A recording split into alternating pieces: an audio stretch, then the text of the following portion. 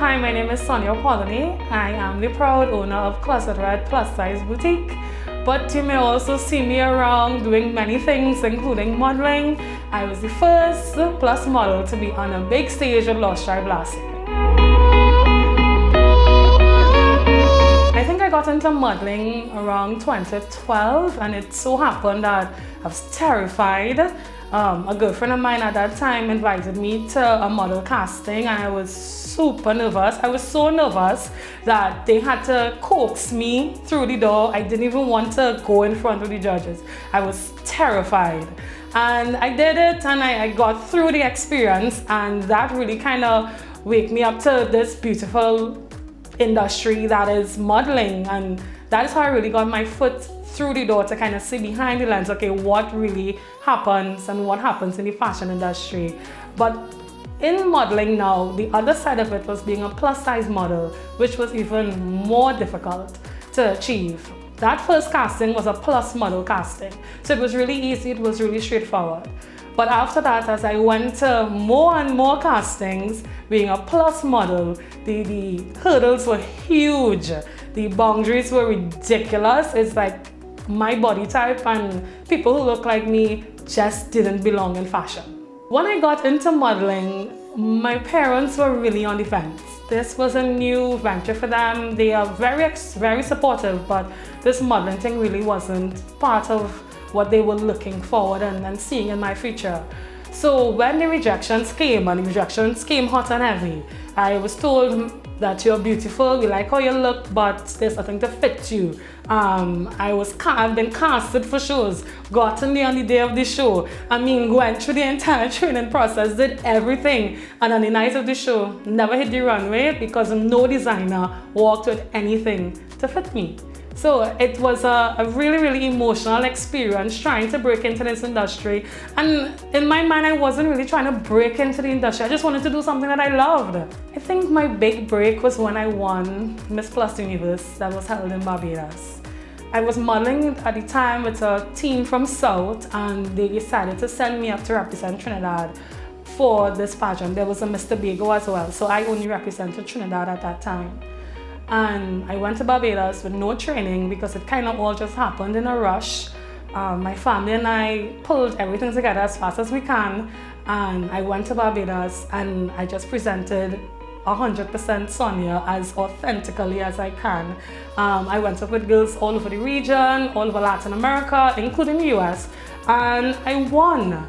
And winning that pageant kind of gave me a spotlight. That when I came back home, my name became more recognizable, as well as not just within the community, the plus size industry, but among businesses and among the commercial industry. People who would say, okay, I have a store, I have a line, I have a boutique, let me consider hiring a plus model to show that side. Let me consider expanding my line and showing plus model and offering plus pieces. I'm really thankful that I have been able to achieve so much still being in an industry where plus size women are marginalized. I was the first plus size to be on major billboards, newspaper. I was everywhere at one point in time. And this led me to even modeling in New York and Suriname. And so I was able to do a lot of things, even though the industry was really small and the opportunities were very little.